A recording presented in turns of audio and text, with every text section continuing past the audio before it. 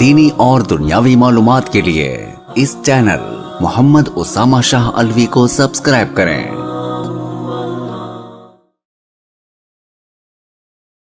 नहमदुहु व नुसल्ली व नुसल्लिमु अला रसूलिहिल करीम अम्मा बाद फ़अऊज़ु बिल्लाहि मिनश शैतानिर रजीम बिस्मिल्लाहिर रहमानिर रहीम। आज मैं एक किताब का मुतालिया कर रहा था जो कि बड़े ही खूबसूरत उन्वान के साथ उस किताब को मुज़य्यन किया। उस किताब का नाम है गुनाह और उसके अज़ाब। कि उस मुसन्निफ़ ने उस किताब के अंदर जो हम अपनी ज़िंदगी के अंदर रोज़मर्रा के अंदर जो गुनाह करते हैं वो गुनाहों को इकट्ठा किया, और जो अल्लाह ताला ने उन गुनाहों के अज़ाब को ज़िक्र किया उस सारे अज़ाब को भी उस मुसन्निफ़ ने अपनी उस किताब के अंदर ज़िक्र किया। अरबी की वो किताब है और ग़ालिबन वो जो उस्ताद हैं वो भी पाकिस्तान के नहीं सऊदी अरब के हैं। तो वो किताब मुझे बड़ी अच्छी लगी, मैं ख़ुद उसका मुतालिया कर रहा, तो मैंने यही सोचा कि अगर मैं उस किताब से थोड़ा सा फ़ायदा हासिल कर सकता हूँ तो वही फ़ायदा आप लोगों तक पहुँचा के अपने लिए भी सवाब कमा सकता हूँ और आपके लिए भी। पहला जो उस किताब के अंदर जिस चीज़ के ऊपर उन्होंने बात की थी वो थी नमाज। नमाज एक ऐसी चीज़ है कि हम लोग ये समझते हैं कि हम लोग मुसलमान हो गए हैं तो अब हमारे लिए और कोई भी चीज़ जो दीन इस्लाम के अंदर अहमियत रखती है वो ज़रूरी नहीं है।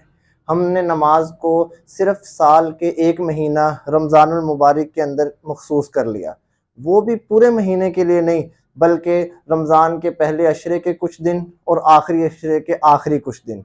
जैसे ईद का चाँद आया उस दिन की इशा की नमाज में नमाजियों की तादाद कम, फजर की नमाज में तादाद कम, ज़ुहर की नमाज में तादाद कम।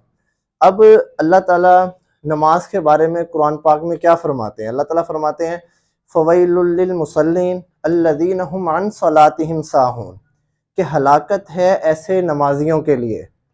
कैसे नमाजी? जो अपनी नमाज से गफलत खाए बैठे हैं, कि जिनकी नमाज का उनको पता ही नहीं है कि हम कर क्या रहे हैं। और इसी तरह सूरत मुदस्सर के अंदर अल्लाह रब्बुल इज़्ज़त फरमाते हैं मा सलककुम फ़ी सक़र क़ालू लम नकु मिनल मुसल्लीन, के जहन्नुमियों से जब इस चीज़ के मुतालिक सवाल किया जाएगा कि आपको कौन सी चीज़ जहन्नुम में लेके आई, तो वो ये कहेंगे कि हम दुनिया के अंदर नमाज नहीं पढ़ते थे, और जो लोग पढ़ते थे वो उस नमाज को उसका जो हक है उसके साथ नहीं पढ़ते थे।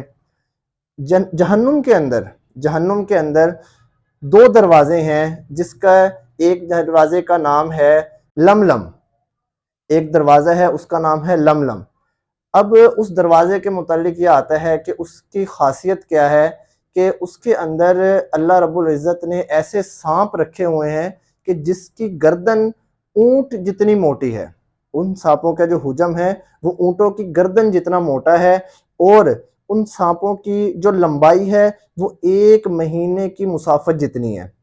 कि अगर एक आदमी 1 महीने का सफ़र तय करेगा तो जितनी देर उसको 1 महीने के सफ़र के ऊपर लगेगी उतना उस सांप की लंबाई है, जो कि अल्लाह रब्बुल इज़्ज़त ने बेनमाजियों के लिए रखा हुआ है कि वो क़यामत वाले दिन बेनमाजियों को डसेगा। जब जहन्नुम के अंदर उस दरवाज़े के अंदर उसको फेंक देंगे तो उसके अंदर वो उनको डसेगा, और जो है ना वो उनको उस चीज़ का उस वक्त एहसास होगा कि हाय काश हम दुनिया के अंदर रहे, दुनिया के अंदर हमारे पास क्या ही चीज़ थी, थोड़े से ही आमाल थे, नमाज थी। अगर हम दिन के वक्त में पूरे रूटीन के साथ चलें और हम हिसाब लगाएं तो शायद 24 घंटों के अंदर से ज़्यादा 40 से 45 मिनट 5 नमाज़ों का वक्त बनता है, जो कि हमने निकाल के और मस्जिद पे आना है।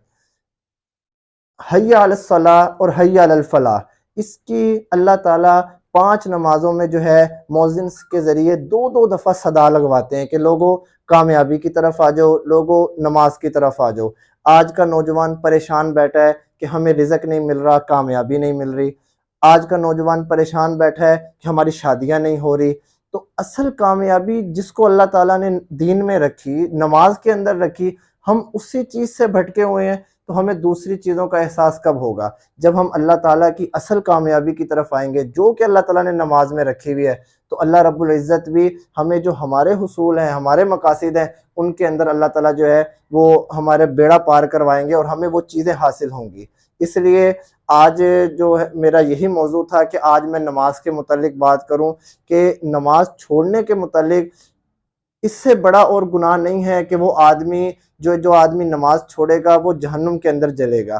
حدیث شریف کے اندر آتا ہے کہ کل قیامت والے دن جب اللہ رب العزت نماز کے متعلق سوال کریں گے کہ آپ کی نماز کیسی ہے، فرشتے جواب دیں گے کہ اللہ اس کی نماز بالکل ٹھیک ہے، تو اللہ تعالیٰ اس سے آگے کسی چیز کا حساب لیے بغیر ہی اس کو جنت کے اندر داخل کر دیں گے کہ اس کی نماز ٹھیک ہے، باقی اعمال بھی ٹھیک ہوں گے۔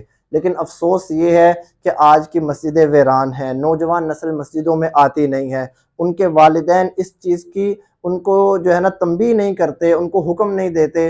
میں نے آج سے کچھ عرصے پہلے جمعہ پڑھایا، جمعے کے اندر میں نے ایک بات کی کہ اپنے اولاد کو مارو، اور مارنے کے ساتھ جو ہے نا ان کو اس مسجد کے اندر واقعتاً لے کے آؤ کہ وہ نماز پڑھیں۔